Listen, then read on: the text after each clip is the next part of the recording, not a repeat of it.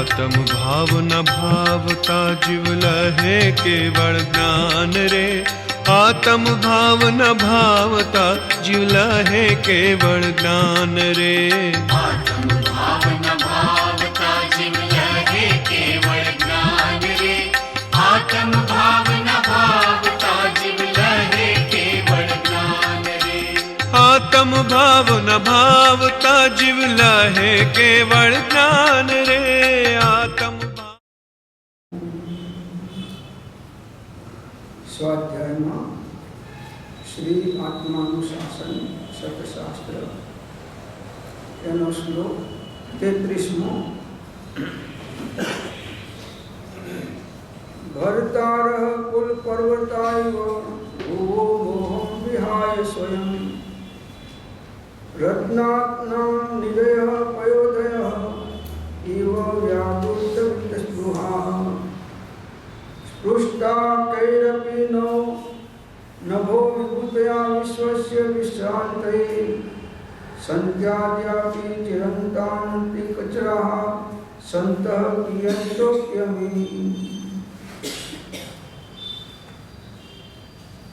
पूर्व महापुरुषोनी शिष्य प्रशिष्य परंपराમાં તેઓના નિર્દોષ અને પવિત્ર માર્ગ વિશે પ્રવર્તતા એવા કોઈ વિરલ સત્પુરુષ આ કઠણ કાળમાં આજે પણ પ્રત્યક્ષ મળી આવે છે। તે સત્પુરુષ કેવા છે? જેમ કુલાચળ પર્વત પૃથ્વીને ધારણ કરે છે છતાં પૃથ્વી પ્રત્યે નિર્મોહ છે, તેમ સત્પુરુષ પણ પૃથ્વીવાસી જીવોને તેમના જ હિત વિશે લગાવી તેમનું પોષણ કરે છે, છતાં તે જીવો પ્રત્યે નિર્મોહ છે। વળી તેઓ સમુદ્રની જેમ રત્નોના નિધિ છે। સમુદ્ર જે બહુમૂલ્ય મોતી આદિ રત્નોની ખાણ છે, છતાં વાંછા રહિત છે, તેમ સત્પુરુષ પણ સમ્યક દર્શનાદિક અનેક ગુણ રત્નોની ખાણ છે અને વળી ધન આદિ વાંછા રહિત છે। વળી આકાશની જેમ અલિપ્ત છે।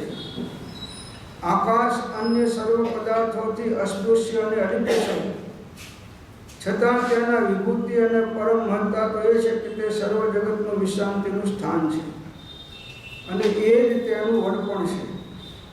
તેમ સત્પુરુષ પણ સર્વ જગતના દુઃખને દૂર કરવાનું ઠેકાણું છે, છતાં તે સર્વ જગત અને જગતના ભાવોથી અલિપ્ત છે।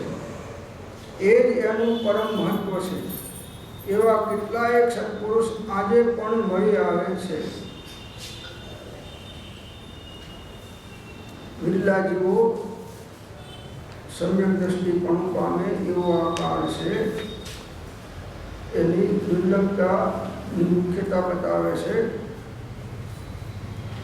કે પૂર્વ મહાપુરુષોની શિષ્ય પ્રશિષ્ય પરંપરામાં તેઓના નિર્દોષ અને પવિત્ર માર્ગ વિશે પ્રવર્તતા એવા કોઈ વિરલ પુરુષ આ કઠણ કાળમાં આજે પણ પ્રત્યક્ષ મળી આવે છે। ગુરુઓની પરંપરા અનાદિકાળથી ચાલે છે। તેની અંદરમાં આ નિર્દોષ અને પવિત્ર માર્ગ, મોક્ષનો માર્ગ, નિર્દોષ બધા દોષ સર્વ પ્રકારના દોષોથી રહિત અને પરમ પવિત્ર આ માર્ગ મોક્ષનો માર્ગ એ વિશે પ્રવર્તતા એવા કોઈ વિરલ સત્પુરુષો આ કઠણ કાળમાં આજે પણ મળી આવે છે।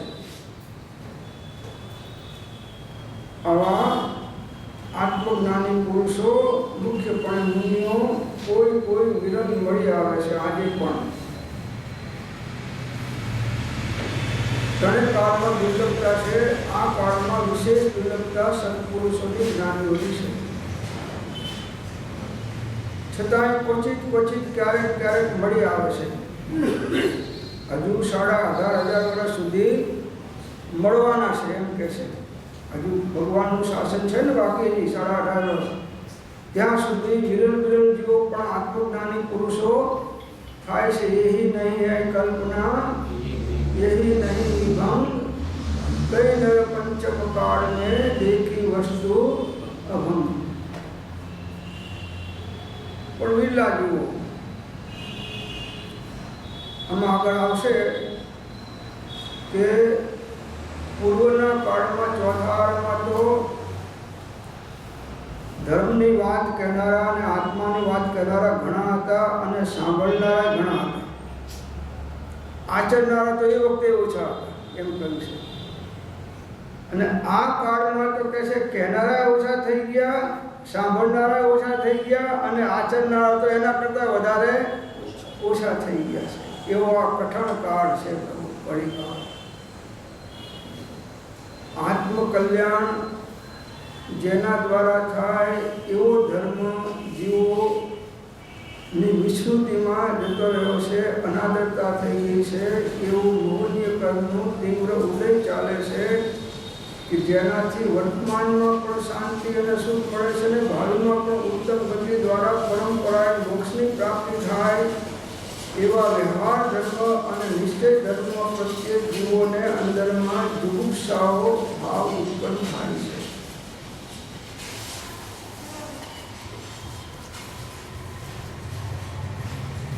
ટાઈમ બહુ થોડો છે મનુષ્ય બહુનો, અને જીવો સંસારની અનેક પ્રકારની ખટપટોમાં ફસાયેલા છે. અને એમાં એમને રુચિએ છે, રસે છે, મીઠાશ પણ આવે છે. કેમ કે અજ્ઞાન અને મોહની કર્મનો તીવ્ર ઉદય છે. એમાં કંઈ આશ્ચર્ય નથી. માં બહુ ઓછા પસંદ જીવોને ધર્મ સાંભળવાનો કે ધર્મ કરવાનો ગમે છે. બાકી તો મોજ શોખ ભોગ આરંભ પરિગ્રહ આર્થ ધ્યાન રૌદ્ર ધ્યાન કસાય રાગ દ્વેષ આની અંદરમાં આખું જગત ડૂબેલું છે.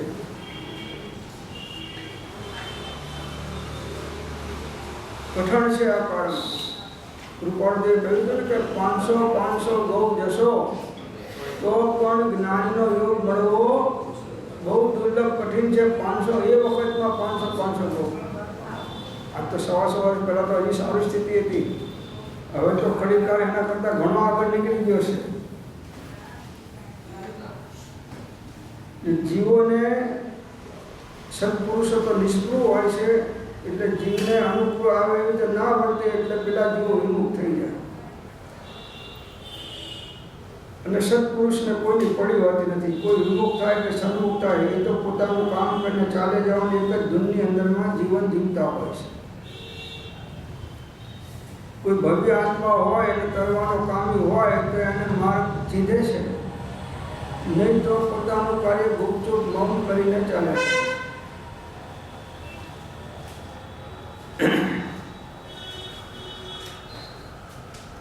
વિરલા જીવો છે. વિરલા ધારે તત્વને, વિરલા સમજે કોઈ, વિરલા ધર્મને આચરે, વિરલા આ જગતમાં જન કોઈ, એમ કહીને યોગશાળામાં એક ગાથા આવે છે. વિરલા જીવો સત્પુરુષો છે.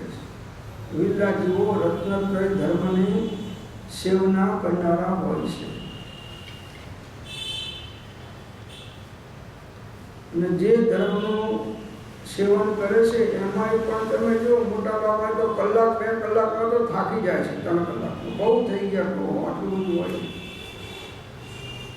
24 કલાકમાં 3 કલાક કાઢવા કે ઓછી વાત છે. અઘરું થઈ જાય છે એમને. અને જ્ઞાની કહે છે કે એક સમય એક શ્વાસોશ્વાસ પણ તારા આત્મા કલ્યાણની ભાવ સિવાય તું કાઢીશ નહીં. મનુષ્ય ભાવની સમયની એટલી બધી કિંમત છે કે ચક્રવર્તીની સમસ્ત સંપત્તિ આપી દો તો પણ એના કરતાં વધારે મૂલ્યવાન મનુષ્ય ભાવનો એક સમય છે જો એ આત્મહિતમાં કાઢવામાં આવે તો. નહીં તો ફૂટી બદામનો નથી એમ કહ્યું છે.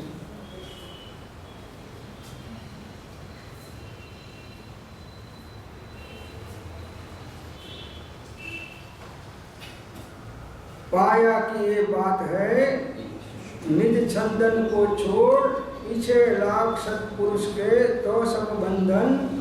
तो રાત છે કે સત્પુરુષ મારી પાછળ લાગે તો હું કંઈક કરું, હું સત્પુરુષની પાછળ દોડું નહીં. મારી પાછળ સત્પુરુષ એને પડ્યો એ કમાડવાની. હવે સત્પુરુષ તો નિષ્પુરુષ છે, એને તો તારા અબજો રૂપિયા હોય તો કંઈ જરૂર નથી, તારી વડાપ્રધાનની ગાદી હોય તો એને કંઈ જોતું નથી, સંસારના કોઈ પદાર્થ સુખોની ઈચ્છા કરે સત્પુરુષ જ નથી. માન પૂજા કીર્તિ કંઈ એમને જોતું નથી, એમને આત્મા અને પરમાત્મા સિવાય કશું જોતું નથી. અને આને આત્મા અને પરમાત્મા સિવાય બધાનું મહાત્મ્ય છે. આ જીવને અજ્ઞાનીને આત્મા અને પરમાત્મા સિવાય બધાનું મહાત્મ્ય છે. કઠણ કાળ છે, ધીક મોટા અવસર પણ કાળ છે. એટલે વિષય અને કસાયની પ્રવૃત્તિ વિશેષ આ કાળમાં બધે જોવા તમને મળશે.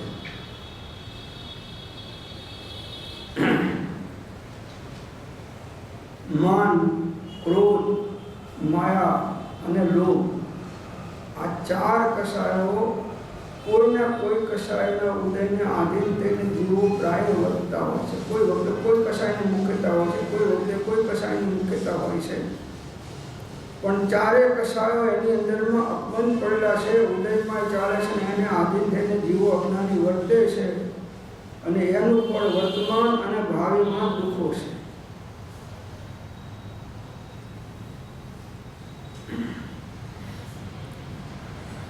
છતાં સત્પુરુષો તો વિવેકી છે, સમજે છે કે આ કઠણ કાળ છે, એટલે બહુ જીવોને બુઝવાની પાસે કિંમતી સમય વેડફવા જેવો નથી. આનંદ ગંજી મહારાજ હતા, પછી ઘણા વખતથી બોધ આપે. આમાં છે ને પેલું હેમચંદ્રાચાર્યનું છે, એક મૂકું છે, એમાં આનંદ ગંજીનું દ્રષ્ટાંત મૂકું છે, બહુ સરસ મૂકું છે. એ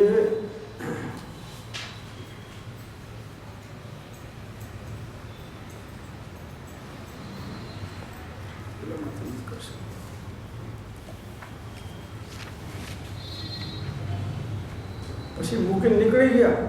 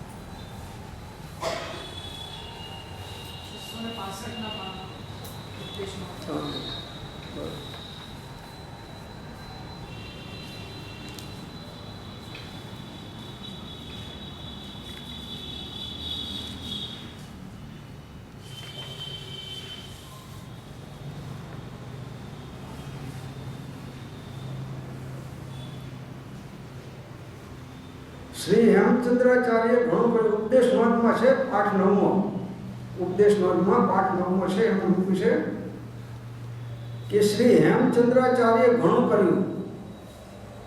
બધા જેવા પુરુષ થઈ ગયા. શ્રી આનંદગંજી તેમના પછી 600 વર્ષે થયા.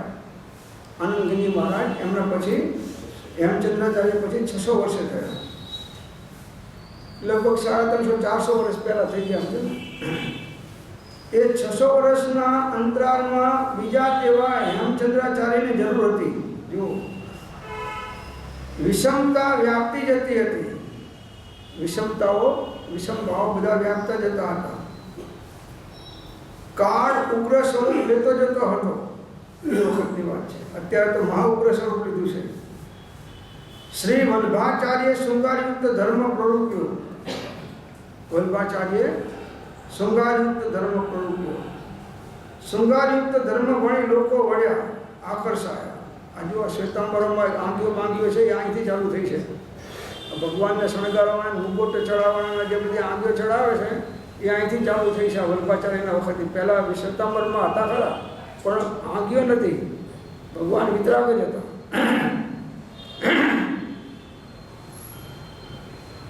વિતરાગ ધર્મ વિમુક્તા વધતી ચાલી. વિતરાગ ધર્મની વિમુક્તા વધતી ચાલી. અનાદિથી જીવ શૃંગાર આદિ વિભાવમાં તો મૂર્છા પામી રહ્યો છે. શૃંગાર આદિ વિભાવમાં તો અનાદિકાળથી શૃંગારની પાછળ તો મૂર્છા પામી રહ્યો છે. તેને વૈરાગ્ય સન્મુખ થવું મુશ્કેલ છે. ત્યાં તેની પાસે શૃંગાર જ ધર્મ રૂપે મુકાય તો તે વૈરાગ્ય પણ ક્યાં મળી શકે? શૃંગાર જ ધર્મ બનાવે તો પછી એ કેવી રીતે વિતરાગ માર્ગ પ્રત્યે વળી શકે? આમ વિતરાગ માર્ગ વિમુખતા વધી એ વખતની વાત છે.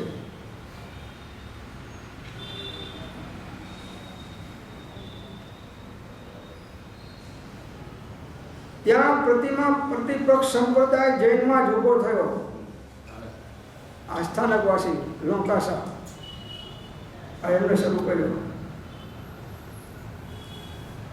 ધ્યાનનું કાર્ય, સ્વરૂપનું કારણ એવી જીન પ્રતિમા પ્રતિ લોકો લાખો દ્રષ્ટિ વિમુખ થયા. જો મંદિરના પ્રતિમા જ ઉડાડી દીધી, જે ધ્યાનનું કારણ છે, સમ્યક દર્શનનું નિમિત્ત છે, એનું ઉડાડી દીધું આખું આ સ્થાનકવાસીમાં. હવે તો જો કે મોટાભાગના સ્થાનકવાસીઓ મંદિરમાં જાય છે, પણ હજુ અમુક ચુસ્ત છે એ નથી જતા પાછા. હવે તો સાધુ ભગવાનના ફોટા રાખે છે, મંદિર જઈ ના શકે દેખી દીધું. તો પછી ભગવાનના ચિત્રપટો રાખે છે, કંઈક ના પાસે જોયેલા છે બધા ભગવાનના ફોટા. વિતરાગ શાસ્ત્ર કલ્પિત અર્થથી વિરાધ્યા. વિતરાગ શાસ્ત્રને પોતાની કલ્પનાના આધારે વિરાટના કંઈ નવા બનાવીને તેમાં ભેળસેળ કરી કે કુળમાં પુત્રને ઘરમાં રહીને કેવળ જ્ઞાન થયા પછી ઘરમાં 6 મહિના રહ્યા. એના પછી કેવળ જ્ઞાન થયા પછી કોઈ ઘરમાં ના રહે. મલિનાથ ભગવાન સ્ત્રી હતા, એટલે સ્ત્રીને કેવળ જ્ઞાન થાય નહીં અને સ્ત્રી તીર્થંકર હોઈ શકે નહીં, કેમ કે સાહિત્ય સંકેત લઈને આવતા હોય છે અને સંકિત જીવ તીર્થંકર નામ કરનો બંધ પાડે નહીં. એટલે આ બધી ભેળસેળ કલ્પિત અર્થથી વિરાજ્યા. આવા બધા ઘણા વિરાજ્યા છે. કેટલાક તો સમુદ્ગા ખંડાયા. 65માંથી 32 આગમ કરી નાખ્યા સ્થાનકવાસી વાળા. 65માંથી 32 કરી નાખ્યા. એટલે કેટલા તો સમુદ્ગા ખંડાયા. આમ આ 600 વર્ષના અંતરાળમાં વિતરાગ માર્ગ રક્ષક બીજા હેમચંદ્રાચાર્યની જરૂર હતી. આવું બળવાન પુરુષની જરૂર હતી, યુગ પુરુષ. અન્ય ઘણા આચાર્યો થયા હેમચંદ્રાચાર્ય પછી, પણ તે શ્રી હેમચંદ્રાચાર્ય જેવા પ્રભાવશાળી નહીં. એટલે વિષમતા સામે ટકી ના શકાય, ટકી શક્યા નહીં બીજા સામે. વિષમતા વધતી ચાલી. ત્યાં શ્રી આનંદગંજી 200 વર્ષ પૂર્વે થયા. એટલે અત્યારે 100 વર્ષ વધારે જ નાખો, 300 વર્ષ, 300-350 વર્ષ.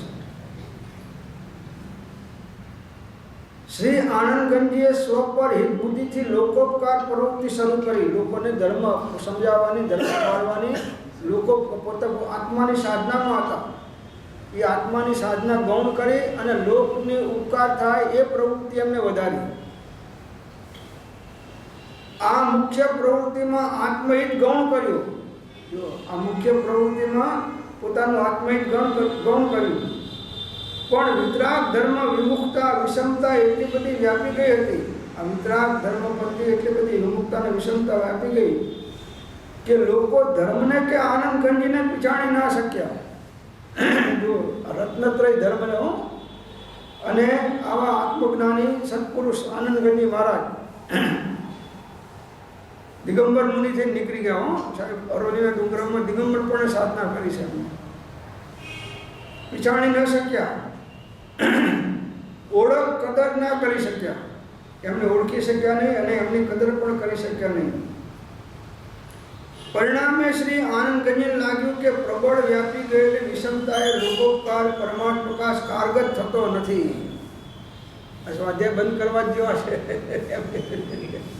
શું કહે છે કે પ્રબળ વ્યાપી ગયેલી વિષમતા યોગ્ય લોકનો ઉપકાર અને પરમાર્થ પ્રકાશ, પરમાર્થ માર્ગનો પ્રકાશ એ કારગત થતો નથી. લોકો એ સન્મુખ થતા નથી, વિમુખ થતા જાય છે.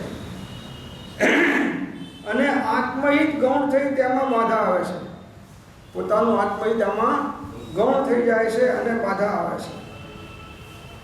માટે આત્મહિતને મુખ્ય કરી તેમાં પ્રવર્તવું યોગ્ય છે. જો આત્મહિત ઘણું કર્યું તો હવે એમ લાગ્યું કે આત્મહિત મુખ્ય કરવા જેવું છે. આ કોઈ પામવાનો નથી, આ વળવાનો નથી, અને મારો કિંમતી સમય આમાં જાય છે અને મારી અંગત સાધના ગૌણ થઈ જાય છે. આ જોયું એમને. આવી વિચારણાએ પરિણામે તે લોક સંગ ત્યજી દઈ વનમાં ચાલી નીકળ્યા.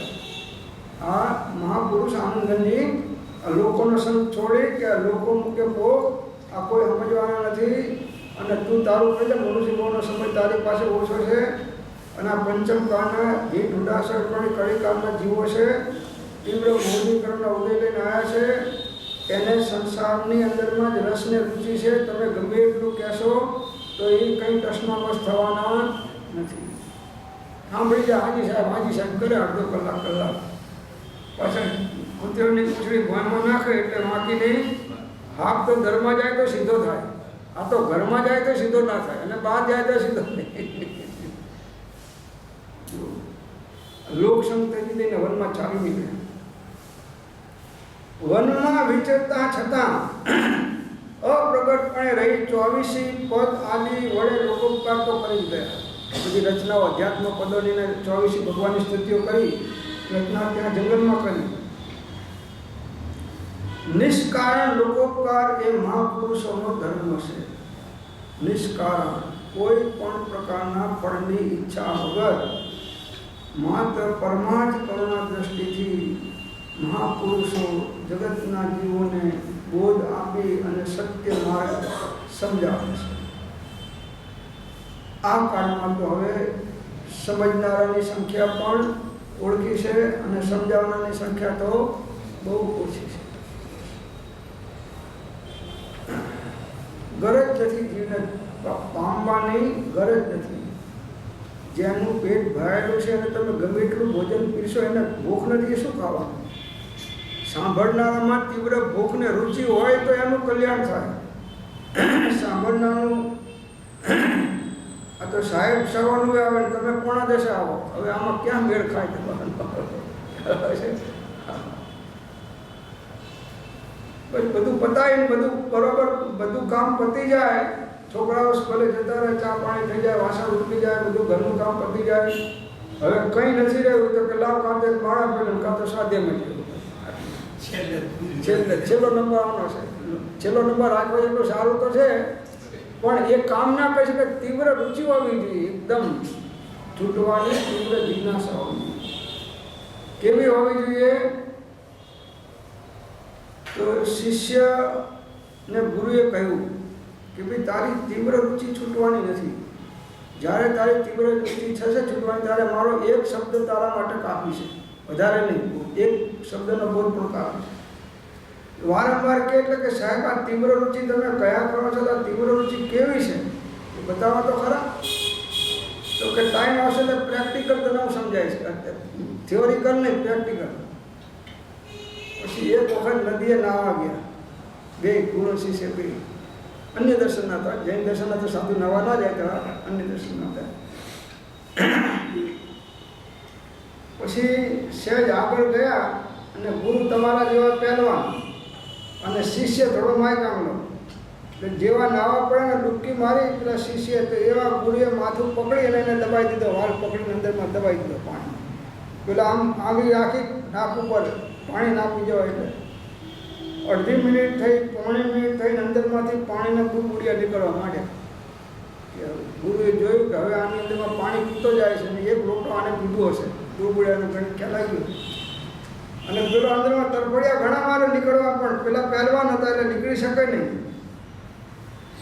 પછી હવે એને થયું કે વધારે રાખીશ તો મરી જશે, એટલે એને સહેજ પકડ ઢીલી કરી એવો પેલો શિષ્ય કૂદકો મારીને પહેલાં તો પાણીની બહાર નીકળી ગયો. પછી કહે કે તમે, હું તો માનતો તમે મારા ગુરુ છો, હિતેશી છો, પણ તમે તો મારા દુશ્મન નીકળ્યા. તો સારું થયું કે હું જોર મારીને નીકળી ગયો, તો આજ તમે મને મારી નાખો. હજી એને પોતાના બળનું અભિમાન છે, એમ નહીં કે ગુરુએ મુઠ્ઠી ઢીલી કરી છે એટલા માટે હું છૂટ્યો છું. તમે મને મારી નાખો, આજે મને મરી જા. પણ કે શું થયું એ તો વાત કર, તારા પાણીની અંદરમાં તું હતો ત્યારે તને શું થયું?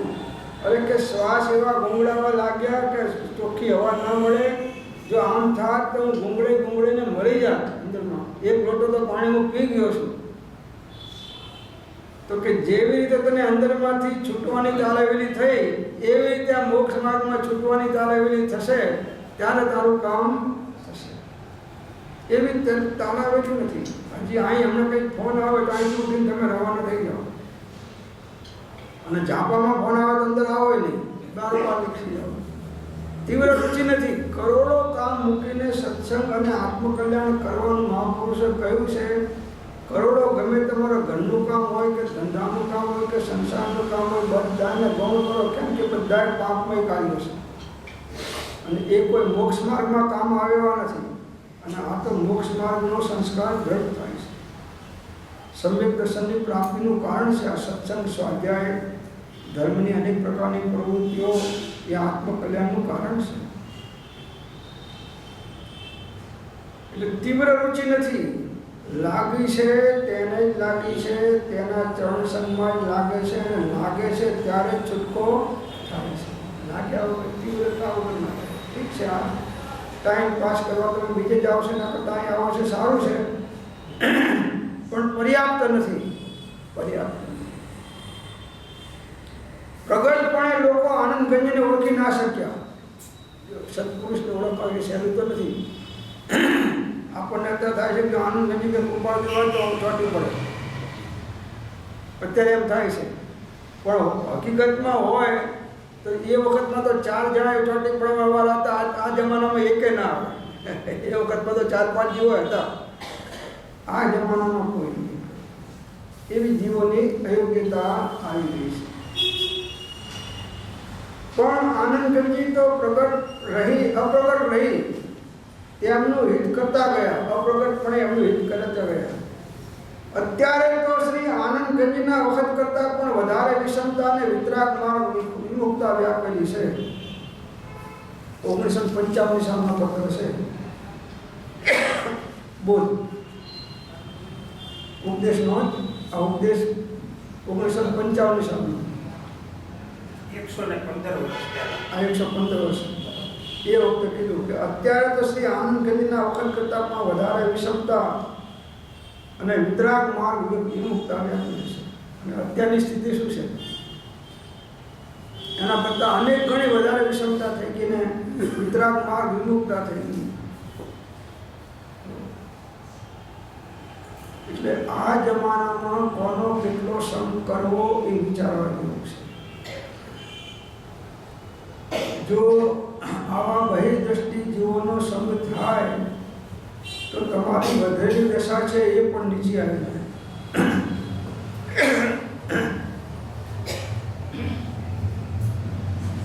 સંસારી જીવોનો બહુ સંગ કરવા જેવા નથી. અસંયમી જીવો છે, સંસારના રસવાળા જીવો છે, અજ્ઞાની જીવો છે, જ્યારે ધર્મ પ્રત્યે રુચિ નથી એવા જીવો છે. એવા જીવોના સંગમાં રહેવાથી પણ તમારી વૃત્તિ ધર્મની અંદરમાં મોડી પડી જાય છે, મંદ પડી જાય છે.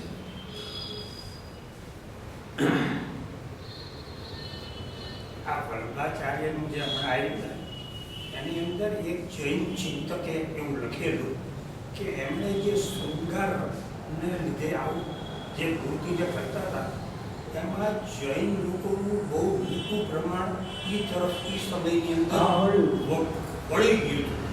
એ જૈન ન વળી જાય એટલા માટે અત્યારે જે શ્વેતાંબરમાં જે આ છે એ બધું એ વખતે એમને શરૂ કર્યું જેથી કરીને આ ફ્લો ન જાય. માર્ગની વિમુક્તા પ્રમાણ તો થાય જ નહીં ને. માર્ગની વિમુક્તાનું કામ કર્યું. જેમ કે ગૌડીમાં સ્થાપ્યા ઘંટાકરણ કે કોણ છે, ઘંટાકરણ સ્થાપના કરી. એનો હેતુ આ જ હતો કે લોકો અન્ય દેવદેવીઓને માને છે એના બધા જૈન દર્શનમાં માનશે તો એ જૈન દર્શનને પકડી રાખશે. પણ વિતરાગ માર્ગની અંદરમાં વિતરાગ ભગવાન સિવાય કોઈની મુખ્યતા નહીં કરવી જોઈએ. એ પરંપરાએ મોટું નુકસાન થાય છે. એ દીર્ઘ દ્રષ્ટિ ના વાપરી શક્યા. એ વખતે પણ વિતરાગ માર્ગ સન્મુખ થાય એવા બોધ આપી અને જીવો ભલે હું તો કહું છું કે 10% વળ્યા હોત તોય સારું હતું. આ તો હતા એમાંથી એ દેવ દેવીઓની માનનારીની સંખ્યા વધી ગઈ. એટલે મૂળ વિતરાગ માર્ગથી લોકો કહ્યું છે કે મૂળ માર્ગથી લોકો લાખો બહુ દૂર છે. એટલે મૂળ માર્ગમાં આખું પાછું નહીં કરવાનું. બોધની અંદરમાં વિતરાગ દેવ એટલે વિતરાગ દેવ જ, નિર્ગંધ ગુરુ એટલે નિર્ગંધ ગુરુ જ. અને એમનો પ્રવૃત્તિ પેલો રત્નત્રય ધર્મ, દયામય ધર્મ, હિંસામય ધર્મ કે વસ્તુ ધર્મય ધર્મ, આ ખાનામાં કોઈ આખું પાછું નહીં કરવું. ગમે એટલી પ્રભાવના કરો, લોકો વળી ગયા તો વળી ગયા, કોઈ વાંધો નહીં. પણ બાકીના એમાં વળે નહીં એટલા માટે આની મુખ્યતા કરવી જરૂરી હતી. હવે આ તો શું હતું કે એ વખતમાં માનનારા 5, 50, 200 માણસો હતા, હવે લાખોની સંખ્યા થઈ ગઈ. એટલે પરંપરા તૂટીને પણ નિર્ગંથ માર્ગનું મહાત્મ્ય ઘટવું નહીં જોઈએ. અનાદિનું જે જેમ કે ગુરુનું મહાત્મ્ય, તો ગુરુ એટલે નિર્ગંથ ગુરુનું જ મહાત્મ્ય રહેવું જોઈએ. નિર્ગંથ ગુરુ એટલે રત્નત્રય ધારી મુનિ આચાર્ય, દ્રવ્યલિંગ અને ભાવલિંગ સહિતના મુનિ, એ જ નિર્ગંથ ગુરુ. હવે એનું મહાત્મ્ય તમે ઘટાડ્યું તો પરંપરાએ જ્ઞાનીને મૂકીને પછી અજ્ઞાની વક્તાઓને કે અજ્ઞાની પુણ્ય અવદેવાના લોકો વળગી પડ્યા અને આખું મૂળ માર્ગમાં જો આ વાંધો આવે. તો આ કાર્ય કર્યું કે કરાયું એ પણ પરંપરાનો ગુનો છે. પરંપરાની પાટીમાં નિર્ગત પુરુષની અંદરમાં રત્નત્રય ધારી આત્મજ્ઞાન સમદર્શિતા, વિચરે ઉદય પ્રયોગ, અપૂર્વ વાણી, પરમ શુદ્ધ સદગુરુ લક્ષણ યોગ અથવા આત્મજ્ઞાન ત્યાં મુનિપણું તે સાચા ગુરુ હોય, બાકી ગુરુ કલ્પના આત્માથી નહીં જોઈ. આમાં એમને ગૌણતા નથી કરી. જો એમને માર્ગ પ્રવૃત્તિ પણ એમને જાળવી રાખ્યું છે શ્રીમદે. જ્ઞાનીઓ તો કોઈ દિવસ કરે જ નહીં, તો અજ્ઞાનીઓ કુદાકુદ કરે, જ્ઞાનીઓ કોઈ દિવસ કુદાકુદ ના કરે. એટલે માર્ગમાં પછી ગમે તે ગ્રસ્ત ગુરુ કરો તો વાંધો નહીં, તમને સમજાવે નહીં, એને ઉપકારી તરીકે રાખો. નિર્ગંધ ગુરુના ખાનામાં એને નહીં બેસાડો. તમારા ઉપકારી તે સાચા દેવ ગુરુ ધર્મને તત્વોને બતાવતા હોય તો, એ બતાવતા ના હોય તો એ નહીં, ઉપકારી નહીં અપકારી. સાચા જો ના કરતા હોય આ તો એમના ફોટા આવે અને બહુ માનનું વધે એટલે ગમે તે દર્શનના સાધુઓને ગમે તે હાથ ચડાવતા તમે એને માઇક આપી દો ને તમારે ત્યાં બોલાવો તો આ શું ભેળસેળ છે? બધી ભેળસેળ છે. તો આ તો માર્ગની પ્રભાવનાના બદલે અપ્રભાવના થાય છે. એ નહીં. પ્યોરિટી ધર્મની ઘટવી નહીં જોઈએ, પ્રરૂપણામાં કે આચરણમાં. થઈ શકે એટલું કરો, પણ શ્રદ્ધાની અંદરમાં 99.99% ના ચાલે. દેવ એટલે વિતરાગ દેવ જ. 18 દોષથી રહિત હોય એ વિતરાગ દેવ, એ સતદેવ. નિર્ગ્રંથ ગુરુ એટલે આત્મજ્ઞાન સમદર્શિતા, 6, 7મા પુષ્ટાંગમાં વળતા દ્રવ્યલિંગને ભાવલિંગી મુનિ, એ મુખ્ય આચાર્ય. અને ધર્મ એટલે એમના દ્વારા પ્રરૂપાયેલો રત્નત્રય ધર્મ કે 10 લક્ષણ ધર્મ કે વસ્તુ સભામાં ધર્મ કે હિંસામાં ધર્મ. આ 3 ખાનામાં બાંધછોડ કરી એના તમે ગુનેગાર છો. તમે ગુનેગાર છો જો પ્રવૃત્તિમાં તમે એને યથાર્થતા ના પ્રવૃત્તિ કરો. કેમ કે અનાદિકાળથી નિર્ગમ પરિપાટી છે અને એની પરંપરા આચાર્યોએ જાળવી રાખી છે. અત્યાર સુધીના જ્ઞાનીઓએ જાળવી રાખી છે. તમે શું કરો તોડો છો? એક મારી વાત કરું કે વિદ્યાસાગરજી મહારાજ પાસે હું પ્રતિમા લેવા ગયો અને મેં કીધું મને દવાની ને પાણીની છૂટ આપો કે કૂવાનું પાણી કીધું ક્યાં લેવા જવું? એટલે આ નળના પાણીથી કે એવું તો હોય તો એ મને ચાલે અને થોડી મારે દવા લેવી પડે. તો કે નહીં, હું નિર્ગંધ પરિપાટી ના તોડું. તમારાથી થઈ શકો તો લો, ના થઈ શકો તો મૂકી દો. પણ હું છૂટ ના આપી શકું. આચાર્ય છે તો છૂટ આપી શકે પણ નહીં. પ્રતિમાની અંદરમાં નહીં. એ જે અનાદિની પરંપરા પરિપાટી ચાલે છે એમાં કોઈ તફાવત નથી. હવે એમને જો મોડી પાડી હોય તો પછી આનું સ્તર ઘણું નીચું આવી જવાનું. એટલે એ નહીં જોઈએ.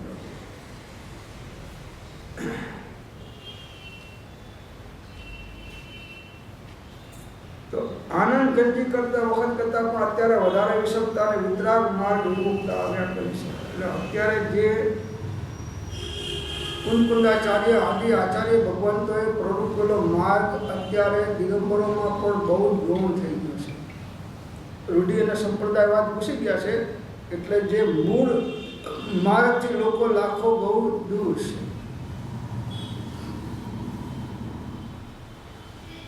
પછી મૂક્યું છે કે શ્રી આનંદ ગંજીનો સિદ્ધાંત બહુ તીવ્ર હતો અને 582માં પણ મૂક્યું છે, 583માં કે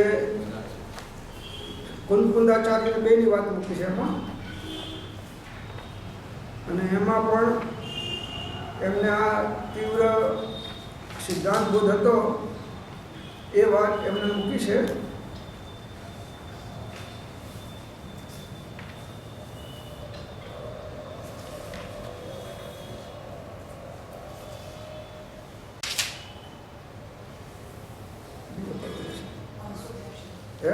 583 આ છે ને આ કુંકુંદાચાર્ય અને આનંદગંજને સિદ્ધાંત સંબંધીનું જ્ઞાન તીવ્ર હતું. બરાબર. કુંકુંદાચાર્યજી તો આત્મસ્થિતિમાં બહુ સ્થિત હતા. 6ઠા 7મા પુસ્તકમાં બોલતા મુનિ. હવે આમનો બોધ લખ્યો છે કે સ્ત્રીનો મોક્ષ ના થાય.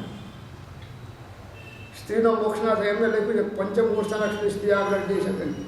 છતાંય વર્તમાનની અંદરમાં પ્રવચન કરનારાઓ સ્ત્રીનો મોક્ષ બતાવે છે. અને કેવળ જ્ઞાની વિશે મૂક્યું છે. એ છતાંય બતાવે છે કે કેવળ જ્ઞાની ઘરમાં રહ્યા અને બોધ આપ્યો. આપણા શ્રીમદની અંદરમાં માનનાર. બીજાની વાત તો જવા દો, આની અંદરમાં કહેનારા છે.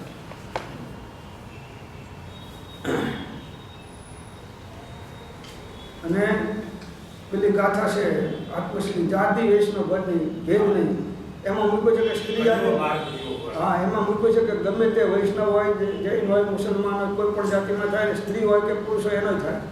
જાતિમાં બે લીધી. તો જો આ શું બતાવે છે કે આ તીવ્ર જ્ઞાન હતું સિદ્ધાંતનું, એને છોડીને અપલાપ એને પોતાની માન્યતા કે પરંપરા જે મળ્યું એ એને પ્રવૃત્તિ દીધી. જો આ મહાન દોષ આવ્યો.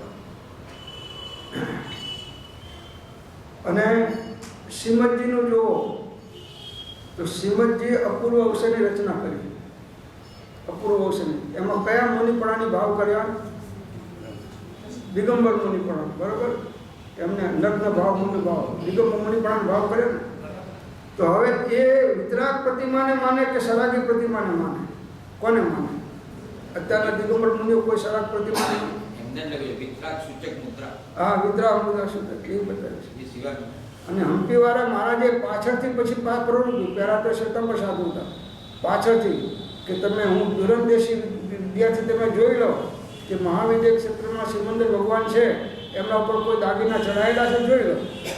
પોતે જ લખ્યું. પછી ત્યારે એમને જ પ્રવૃત્તિ કરી. પછી એમને પછી સાચી વાત જ્યારે દિગંબર શાસ્ત્ર વાંચ્યા ત્યારે એમને છૂટી ગયું.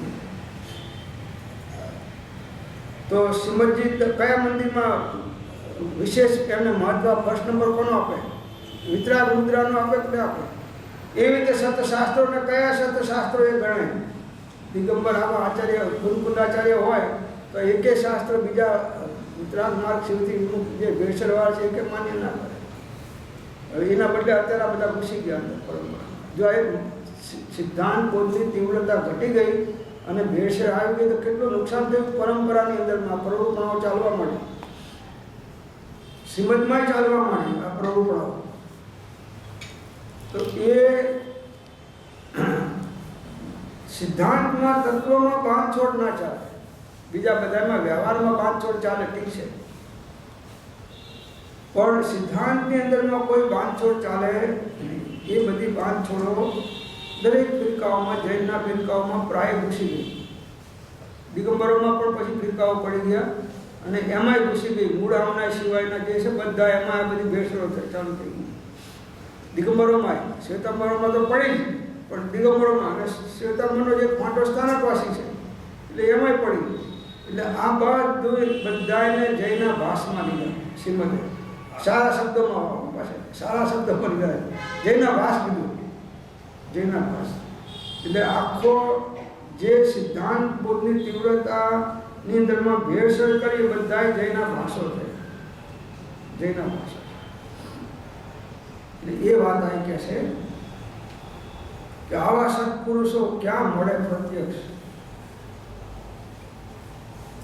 આ તો 5-50 માનતા હોય ને 5-50 લાખ રૂપિયા આવતા હોય તો એ બધું તમારે અનુકૂળ આવે, બધું તમને કહેશે. પૈસા આપે છે ને એમના હિસાબથી બધી સંસ્થાઓ ચાલે છે.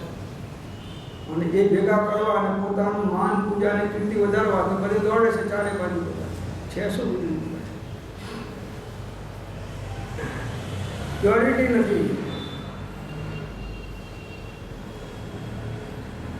અને ક્યારે કૃપાળુ માની છે આ દર્શન યોગ્ય મુદ્રા કઈ તો કે વિતરાગતા સૂચવે તે આટલું તો માનો. અને તમે જે મંદિરો બાંધો એમાં આટલું તો કરો, મંદિરો બાંધો એમાં આટલું કરો કે વિતરાગ મુદ્રા રાખો. છેવટે આંખો કાળી કરશે એટલે એ પણ ભગવાનનું સ્વરૂપ નથી. ભગવાનની નાશાગ્ર દ્રષ્ટિ બંધ દ્રષ્ટિ છે. એ મુદ્રા વિતરાગ મુદ્રા સૂચક મિત્રાવતાની વૃત્તિ હોવી જોઈએ. ખૂબ ભેળસેળ થઈ ગઈ છે. હવે 99% માલ અશુદ્ધ છે, હવે 1% શુદ્ધમાં કોનું જોર ચાલે? 1% શુદ્ધ માંડ છે.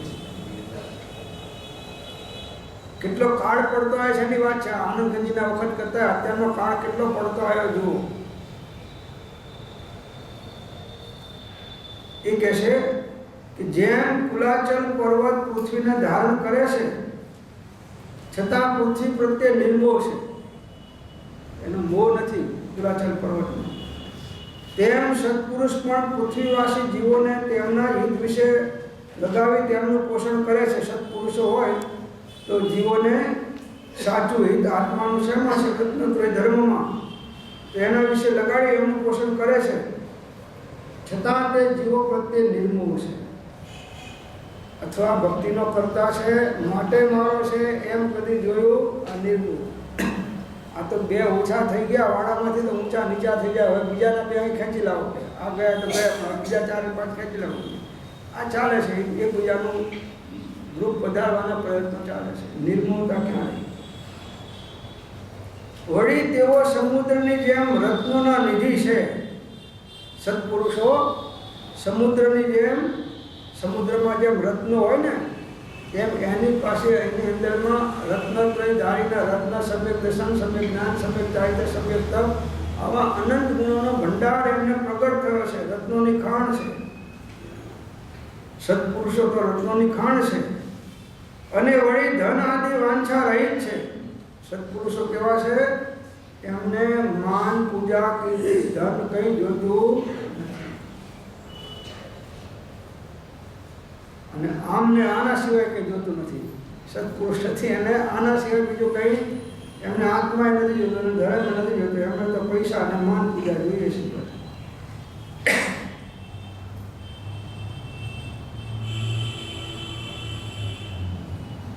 વાંછાયુક્ત જીવ હોય એ ધર્મનો પ્રભાવ ન કરી શકે નહીં. વાંછાયુક્ત પુરુષ હોય એ ધર્મની વાસ્તવિક પ્રભાવ ન કરી શકે નહીં. વળી આપ શ્રીમદ કંઈ પણ લેવાને સર્વથા નિષ્પૃહ હોવા જોઈએ, સંપૂર્ણ નિષ્પૃહ.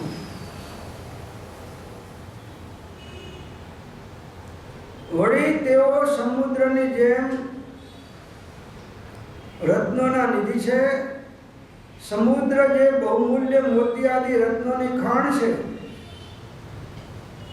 છતાં વાંછા રહિત છે. રત્નોની ખાણ છે છતાં વાંછા. તેમ સમ્યક સત્પુરુષ પણ સમ્યક દર્શન આદિ અનેક ગુણ રત્નોની ખાણ છે. અને વળી ધન આદિ વાંછા રહિત છે. સત્પુરુષો સાચા, એમની અંદરમાં અનંત ગુણોનો ભંડાર છે. એ બધો ખજાનો ખુલી ગયો છે એમનો, અને એ જ્ઞાન નિધિને ભોગવી રહ્યા છે. એકાંતમાં રહી અને પોતાની જ્ઞાન નિધિને ભોગવે છે. એને પાસે ખજાનો ખૂબ છે. હવે એને બીજે કંઈ માગવા, બીજા ખજાને, દુનિયાના ખજાનાની એને જરૂર નથી. નિધિ પામીને જન કોઈ નિજવતને રહી પણ ભોગવે, તેમ જ્ઞાની પરજન સંગ છોડી જ્ઞાન નિધિને ભોગવે. જ્ઞાનીઓ પણ પરજન સંગને છોડીને પોતાની જ્ઞાન નિધિને ભોગવે છે. અને ધન આદિ વાંછાથી રહિત છે. ધનવાન પુરુષોની વાંછાથી પણ રહિત છે. કોઈ શ્રીમંત તો મળે એને મરણ સમાન માને છે કે આ કંઈક નવાણોના ચક્કરમાં ફસાવશે. આ શ્રીમંત મળી ગયા તો સમજે કે આ નવાણો ચક્કરમાં કંઈક ટુકડો નાખશે અને મારી સાધનાને દૂર કરી નાખશે. એટલે એનાથી છેટાડે. રાજા તો મરણ સમાન એ આવે છે. સહસુખ સાધનમાં જે ચારિત્ર અધિકાર છે એમાં મૂકું છે, એમાં સવૈયાઓ આવે છે એમાં મૂકું છે.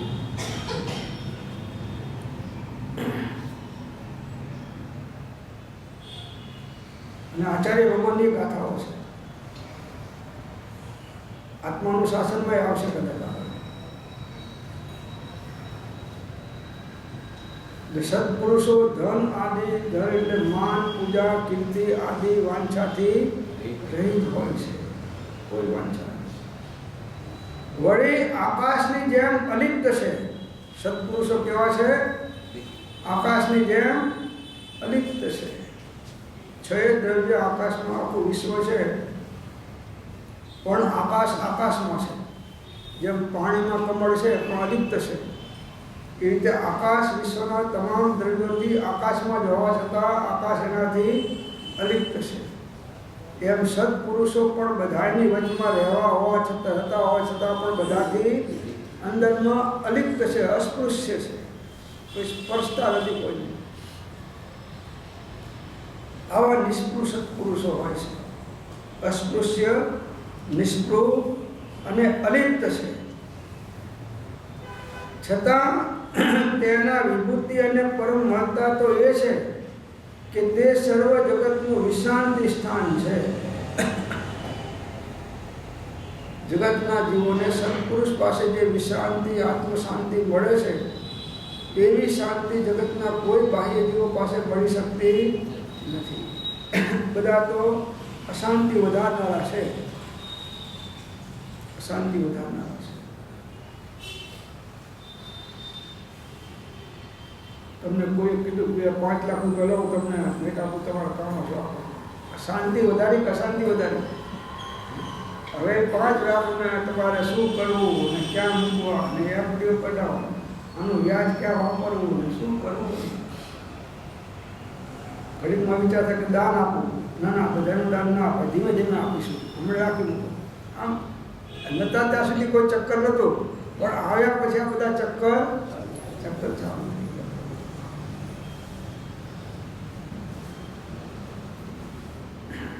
પછી એની મૂર્છા રહ્યા કરે બસ.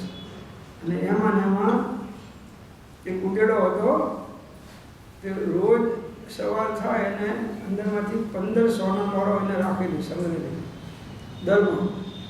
રોજ લગડીએ એની પાર કાઢી અને ગોઠવે અને પછી આમ બધા જોવે, ઉપર ફરે અને પાછી લગડી લઈને અંદરમાં પાછો મૂકી આપે. રોજનો ક્રમ. ખેડૂતના જે ખેતરમાં થતું હતું આ દર હતો ઉગેડાનું, તો ખેડૂત એક વખત જોયું કે આ છે શું પૈસા આટલી બધી સોનાની લગડીઓ 15 કાઢી પાછી મૂક્યા. બીજા દિવસે, ત્રીજા દિવસે રોજ એક જ ટાઈમે આ ચાલે. એટલે ખેડૂતને થયું કે આમ ખેતર તો મારું છે, તો આ લગડીના ધણી તો હું છું. એટલે એને પેલો અંદરમાંથી કાઢવા જાય, મૂકવા જાય, અંદરમાં ગયો લેવા, અને બાકીની 14 લગડીઓ લઈને જતો રહ્યો. એટલે એને ઉંદેડાને એટલી બધી મૂર્છા કે ત્યાં પટકીને દેહનો ત્યાગ કરીને પ્રાણ છોડી મૂર્છા. એમ આ ધનવાનો કે શિષ્યના બધા આવા માન પૂજા કીર્તિ ના મળે તો આ સત્પુરુષોની દશા શું થતી હશે તો ભગવાન આ ના હોય મંડળ આખું, અને એકલા રહેવાનું આવે ત્યારે એમને કેવી રીતે ટાઈમ જાય તમે જોઈ લો. એક મિનિટ કાઢવી અઘરી એમના માટે.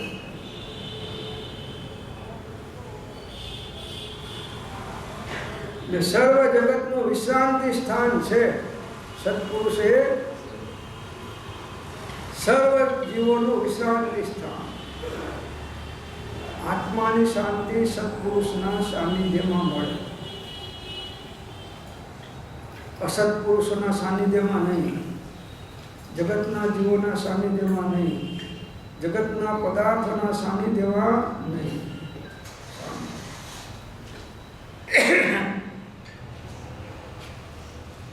શાંતિ પમાડે તેને તો સંત કહીએ, તેના દાસના તો દાસ થઈને શાંતિ પમાડે એ સંત. તમારું મન જે ચકડોળે ચડ્યું છે આરંભ પરિગ્રહ વિષય કસાયમાં, એને શાંત પાડે છે.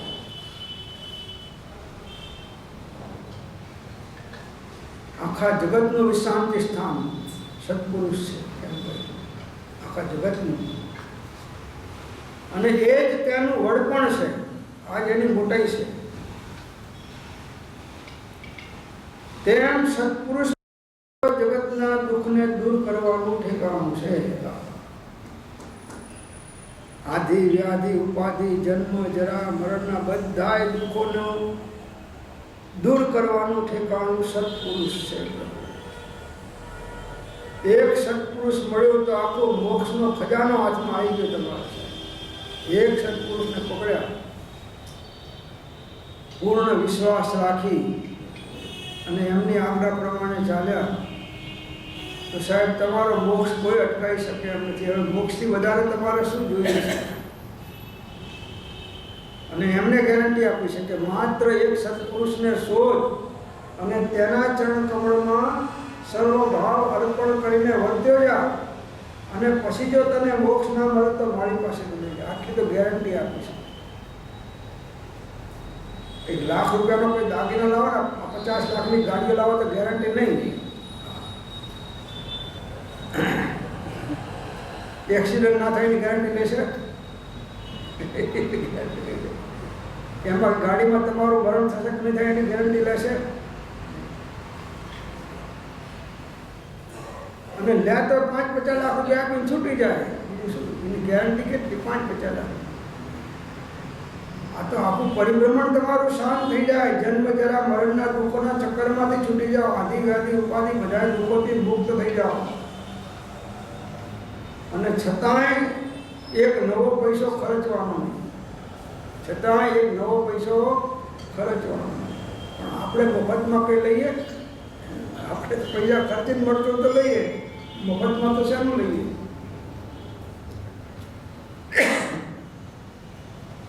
તો આખા જગતને વિશ્રાંતિનું સ્થાન, દુઃખોને દૂર થવાનું સ્થાન એક પ્રત્યક્ષ સત્પુરુષ છે. પરોક્ષ પણ નહીં, પ્રત્યક્ષ. જે કંઈ તમારી ગૂંચવણ હોય, અમૂંઝણ હોય એ બધું એની સાનિધ્યમાં દૂર થાય. એની પાસે જાઓ તો દૂર થઈ જાય. હવે 1 લાખ 2 લાખના ઢગલા શિષ્યોને લઈને બેઠા તમને મળે ક્યાંથી? તમને મળવાય અઘરા. મળ્યા નહીં તો તમારી અંદરની અમૂંઝણ દૂર કોણ કરે? કહ્યું છે ને, તૃષાતુરની તૃષા છીપાવવા માટે 1 કળશ લોટો કળશ પાણીનો બહુ છે, દૂરના ક્ષીર સમુદ્ર કરતા.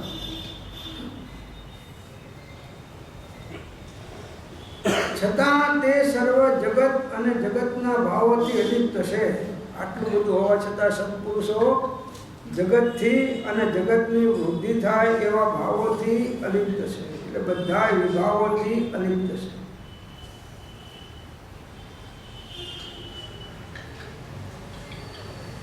પારાના જેવા ન્યારા સત્પુરુષો કેવા છે? પારાના જેવા ન્યારા.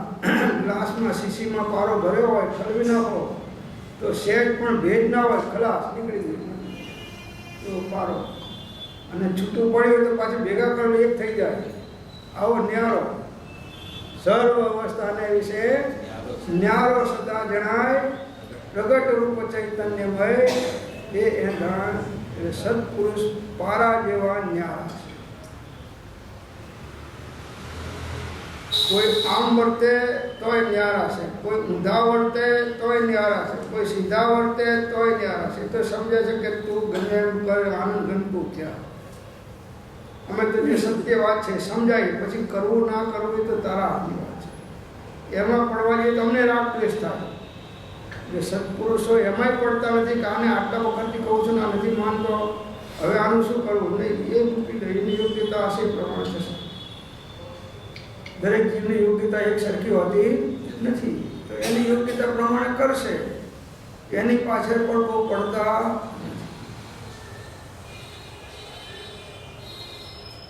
એ જ એનું પરમ મહત્વ છે. સત્પુરુષનું મહત્વ આ નિષ્પૃતાના કારણે એ વિશેષ મહત્વ એનું છે. કોઈની પાસેથી કંઈ પણ આટલું પણ ઈચ્છતા નથી.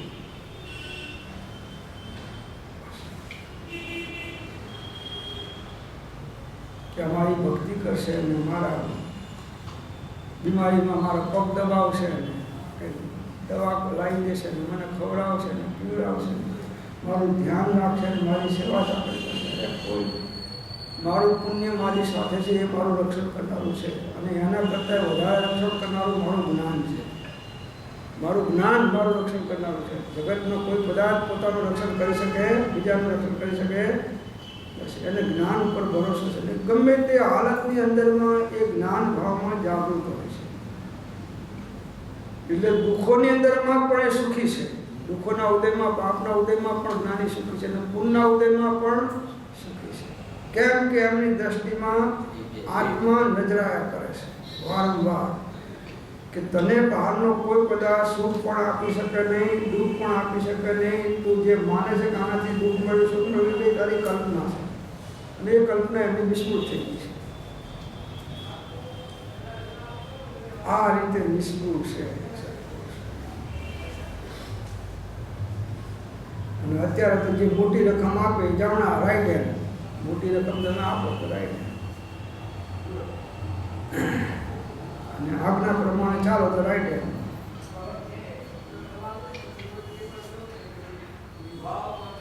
સત્પુરુષને કોઈ રાઈટ હેન્ડ ને લેફ્ટ હેન્ડ હોતા જ નથી. સત્પુરુષને કોઈ રાઈટ હેન્ડ કે લેફ્ટ હેન્ડ હોતા જ નથી. એ વન હેન્ડેડ છે, અનહેન્ડેડ છે, અને આત્માને સરેન્ડેડ છે. વન હેન્ડેડ અને આત્માને સરેન્ડેડ છે. એટલે એને બીજા કોઈ એક પરમાત્મા અને એક પોતાનો આત્મા, આ સિવાય એની પાસે બીજું કોઈ શરણ નથી. એ જ એનું પરમ મહત્વ છે એમ કે છે સત્પુરુષનો પરમ મહત્વ. એવા કેટલાય સત્પુરુષ આજે પણ મળી આવે છે, અત્યારે પણ આ કાળમાં પણ મળી આવે છે. એમ નથી કે ભાઈ ભૂમિ નક્ષત્રી થઈ ગઈ છે, કે ભાઈ આગળ કુલકુદાચાર્ય જતા રહ્યા, અમૃતચંદ્રાચાર્ય જતા રહ્યા, પૂજ્યપાદ સ્વામી જતા રહ્યા, કૃપાળુદેવ જતા રહ્યા, આનંદજી જતા રહ્યા, તો હવે શું એટલે હજુ થવાના છે. આગળ જ્ઞાની થઈ ગયા, વર્તમાનમાં હોય અને પાસે કાળ, ભવિષ્યમાં માર્ગ ભેદ નહીં કોઈ, શ્રીમદ કહી ગયા છે. દરેક જ્ઞાની કહી ગયા છે.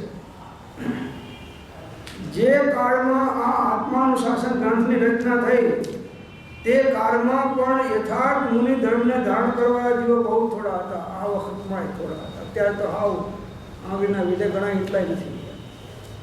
450 વર્ષ પહેલાં મૂક્યું છે ને કે ભાઈ તત્વજ્ઞાન તરીકેનું કે માંડ બે એક આવા હોય તો હોય, નહીં તો ના પણ હોય, એમ મૂક્યું છે. એ 450 વર્ષ પહેલાં. આ તો એના પછીનો કાળ તો હાવ ખલાસ થઈ ગયો.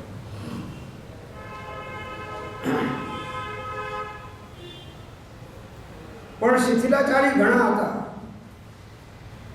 શિથિલાચારી ઘણા હતા, યથાર્થ મુનિ ધર્મને પામનારા થોડા હતા. એવા અવસરે કોઈએ તર્ક કર્યો કે મુનિ ધર્મ તો ઘણો કઠણ છે, તે ધર્મ આચરણની તો માત્ર બહુ જૂના જમાનાની વાતો સાંભળવામાં આવે છે, પણ કોઈ ધર્માચરણ યુક્ત પુરુષ આજે પ્રત્યક્ષ દેખાતા નથી. એવો તર્ક કરનારા પ્રત્યે શ્રી આચાર્ય ભગવાન કહે છે કે આજે પણ શ્રી જીનોક્ત મુનિ ધર્મને ધારણ કરવા કોઈક મહાત્મા પ્રત્યક્ષ મળી આવે છે. કોક પ્રશ્ન તું તો ધર્મનો અભાવ માની માત્ર શિથિલાચારને પુષ્ટ કરે છે. કોઈ ક્ષેત્રમાં ને કોઈ કાળમાં કદાચ ધર્માત્મા જીવ થોડા હોય તો પણ ધર્મનું વાસ્તવિક સ્વરૂપ તો જેમ છે તેમ સદાય શાશ્વત છે. કદાચ ઓછા હોય કે વધારે, પણ ધર્મનું સ્વરૂપમાં તો કંઈ ફેરફાર કરવાનો નથી. એક હોય તેનો કાળમાં પરમાર્થનો પણ પ્રેરે તે પરમાર્થને તે વ્યવહાર. હે ભવ્ય, આજે આ કાળમાં ધર્મની અસંભાવના છે. જો આવા જે મૂળ માર્ગથી લોકો લાખો બહુ દૂર છે, એ જ વાત આ છે. લોકો મૂળ માર્ગથી લાખો બહુ દૂર છે, એ જ વાત આ છે કે આજે આ કાળમાં ધર્મની અસંભાવના છે. કયા ધર્મની? રત્નત્રય ધર્મની, શુદ્ધોપયોગરૂપ ધર્મની અસંભાવના જેવું છે. આમ વ્યર્થ કલ્પના કરી તારા સ્થિતિચાલને શા માટે પુષ્ટ કરે છે? અત્યારે પણ આવા જીવો થોડા ક્વચિત મળી આવે છે. આગળ તે મહાપુરુષોએ આચાર્યો એવો પવિત્ર, શાંત અને સુખદ મોક્ષ માર્ગ, તેથી અજાણ અને વિમુખ એવો જે મોહમુક્ત જીવ સંસારની વાસ્તવિક સ્થિતિને નહીં જાણતો, નહીં ડૂબતો, સંસારમાં રહી કેવા વલખા મારે છે એ હવે આગળની ગાથામાં આચાર્ય ભગવાન કહેશે કે જીવ આ ધર્મને પામ્યા વગર સંસારમાં રહીને કેવા જાવા મારે છે, કેવા વલખા મારે છે, બહારના સુખો મેળવવા, શાંતિ મેળવવા ચારે બાજુ. કોઈ સ્વિટ્ઝરલેન્ડ જાય છે ને, કોઈ 5 સ્ટાર હોટલોમાં જાય છે ને, કોઈ એરોપ્લેનમાં દોડે છે ને, સુખી થાય. વધારે ગ્રુપ થાય તો સુખી થવું એટલે એના માટે કોઈ દોડે છે ને, કોઈ આના માટે દોડે છે. એ બધાય પ્રભુ માસીના દીકરા ભાઈઓ છે આ બધા. આત્મામાં શાંતિ ને સુખ છે, પ્રભુ અંતર્મુખ થાય. હવે આ બહાર દોડનારા ક્યારે અંતર્મુખ થઈ શકે નહીં. એ બહાર દોડે છે એ બતાવે છે કે અંદરમાં શાંતિ નથી પડતી, આ બહાર દોડાદોડ કરે છે. અંતરની શાંતિ તો અંતરની સમશ્રેણીમાં છે, પરમ ક્ષમતા ભાવમાં. અને તે થવા માટે જગતના બાહ્ય પદાર્થોનું આશ્ચર્ય ભૂલ સમશ્રેણી રહેવી બહુ દુર્લભ છે. નિમિત્તાધીન વૃત્તિ ફરી ફરી ચલિત થઈ જશે. તે ન થવા અચળ અને ગંભીર ઉપયોગ રાખ. અચળ તારો ઉપયોગ એવો આત્મામાં સ્થિર કર કે ત્યાંથી ખસે નહીં. તો આ પ્રમાણે આ શ્લોક આગળ સમાપ્ત થાય છે. ઓમ શાંતિ શાંતિ.